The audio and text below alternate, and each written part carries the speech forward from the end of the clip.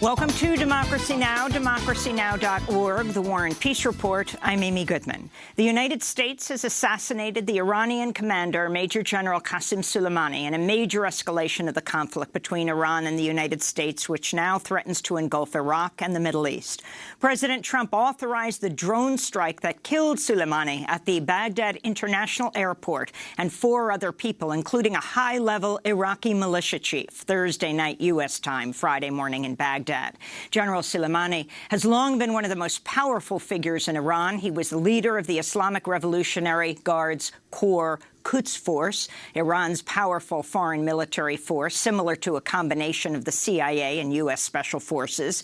Iran called Soleimani's assassination an act of international terrorism. The Iranian Foreign Minister, Javad Zarif, said, quote, "The U.S. bears responsibility for all consequences of its rogue adventurism," unquote. The Pentagon said, quote, "General Soleimani was actively developing plans to attack American diplomats and service members in Iraq and throughout the region. The Pentagon did not offer evidence of an upcoming planned attack." Democratic lawmakers slammed the assassination as unconstitutional, as Trump did not have congressional authority to carry out the strike. Connecticut Democratic Senator Chris Murphy tweeted, "Did America just assassinate without any congressional authorization the second most powerful person in Iran, knowingly setting off a potential massive regional war?" unquote. Both Presidents Obama and George W. Bush had rejected killing Soleimani out of fears the killing would lead to outright war between the U.S. and Iran. This is Iran's Supreme Leader Ayatollah Ali Khamenei speaking after the assassination. If the Islamic Republic decides to challenge and fight a country, it will do so unequivocally. We are strongly committed to our country's interests and our peace. We are strongly committed to the dignity of our country. We are strongly committed to the progress and greatness of our country. And if anyone threatens that, we will, without any hesitation, confront it and strike it. The targeted assassination came after members of an Iranian-backed Iraqi militia and its supporters attacked the U.S. Embassy in Baghdad and set fire to a gatehouse in a response to a slew of U.S. airstrikes in Iraq and Syria that killed 24 members of the Iranian-backed Iraqi militia, Kataib Hezbollah. These strikes were in retaliation for the killing of an American contractor in a rocket attack in Kirkuk, Iraq, a week ago. The head of the Kataib Hezbollah, Abu Mehdi al-Mohandes, was also killed in the drone strike. The New York Times reports General Soleimani had flown into Baghdad from Syria in order to urge Iranian-backed militias in Iraq to do more to stop the wave of anti-Iran protests that have swept Iraq in recent months. The militias are already accused of killing and disappearing protesters and human rights activists who are demanding an end to corruption and foreign influence on Iraqi politics. The Pentagon has sent more than 14,000 American troops to the region since May. The United States is now warning Americans to leave Iraq immediately. The attack has sparked fear and alarm in Iraq and across the world. France's Deputy Minister for Foreign Affairs said this morning, quote, "We are waking up in a more dangerous world," unquote. Tensions between the United States and Iran have been escalating since President Trump withdrew the U.S. from the landmark Iran nuclear deal in 2018 and imposed crushing economic sanctions on Iran. We'll have more on the U.S. assassination of Soleimani, one of the most powerful figures in Iran, after headlines.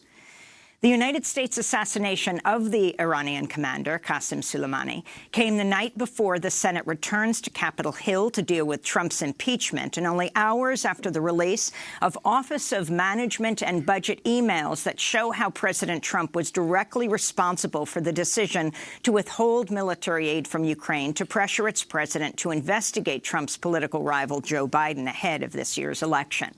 In one email, top OMB official Michael Duffy writes that there was, quote, "clear direction from POTUS to continue to hold," unquote, in reference to the nearly $400 million of withheld military aid to Ukraine. POTUS is, of course, President of the United States.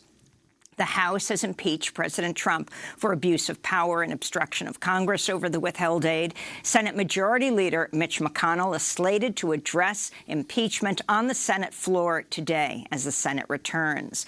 The Democratic-controlled House and the Republican-controlled Senate are in an unprecedented standoff over President Trump's impeachment. House Majority Leader Nancy Pelosi has refused to send the articles of impeachment to the Senate in efforts to pressure Senator McConnell to conduct a fair trial. Secretary of State Mike Pompeo had been slated to meet with the Ukrainian president today in Kiev, Ukraine, but has postponed his trip there amidst the mounting tensions between the U.S. and Iran. In election news, Julian Castro has dropped out of the presidential race. He was the only Latino in the Democratic field. He served as Secretary of Housing and Urban Development in the Obama administration and was previously the mayor of San Antonio, Texas. Throughout his campaign, Castro struggled to gain traction in a crowded Democratic field of mostly white, wealthy candidates. He did not qualify for the last two debates in November and December.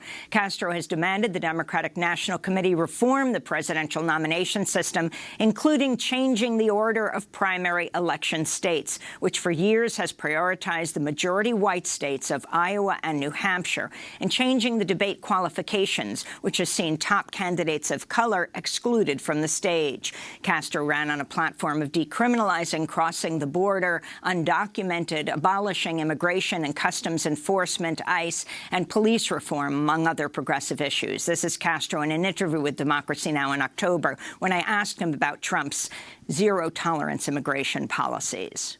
I hope that more and more Americans are paying attention to the depravity of this president and the cruelty that he's inflicted on people that are simply seeking a better life. And that's consistent with people from different places all over the world that have come seeking a better life, who have come from desperate circumstances throughout the generations. And so this is nothing new in our country's history or the history of the world. Julian Castro's withdrawal from the presidential race comes after California Senator Kamala Harris also dropped out in early December. Marianne Williamson has also laid off her campaign staff nationally. In more election news, Vermont Senator Bernie Sanders' campaign raised over $34.5 million for the fourth quarter of 2019, more than any other Democratic candidate and well over $10 million more than former Vice President Joe Biden's campaign. Sanders' campaign said it raised the $34.5 million from 1.8 million individual donors and that the average donation was $18. Former Vice President Joe Biden raised $22.7 million in the fourth quarter. Politico reported last week Democratic Party officials and insiders, including Hillary Clinton allies, now say it's possible Sanders might win the party's presidential nomination. Party insiders had largely written off Sanders' campaign. But in recent weeks, some have reconsidered his chances as Sanders continues to rise in the polls. President Trump raised significantly more in the fourth quarter of 2019 than any Democratic candidate, including Sanders. He raised a total of $46 million. Australia is bracing for what's expected to be the worst weekend yet in an already devastating climate-fueled wildfire season that's ravaged the southeastern part of the country, killed at least 18 people, nearly 500 million animals, and destroyed 14.5 million acres of land. Temperatures are expected to soar above 100 degrees Fahrenheit with high winds expected. New South Wales Transport Minister Andrew Constance described the coming conditions as a blast furnace. On Thursday, the state of New Wales, which includes Sydney, declared a state of emergency, and Victoria declared a state of disaster. As the catastrophe in Australia deepens, Conservative Prime Minister Scott Morrison is facing widespread condemnation for his administration's climate inaction. On Thursday, angry fire victims chased Morrison out of the town of Carbago. How are you? I'm only shaking your hand if you give more funding to our RFS. So many people here have lost their homes. We need some help. We need more help. This is not fair. We're totally forgotten about down here. We get nothing. If we were Sydney, if we were North Coast, we would be flooded with donations, with emergency relief.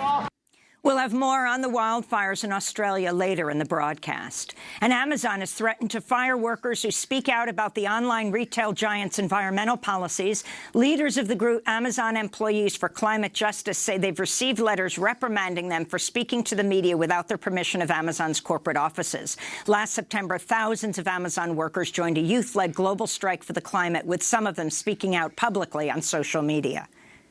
I'm walking out. I'm walking out. I'm walking out. To show solidarity with the youth leaders who have started the Fridays for the Future movement. Because global warming is the biggest issue we're facing today. Because global climate change affects everybody, but it is going to affect the most vulnerable of society first. Because it's important that I show my son a model for what it looks like to fight for justice. Because it's the right thing to do.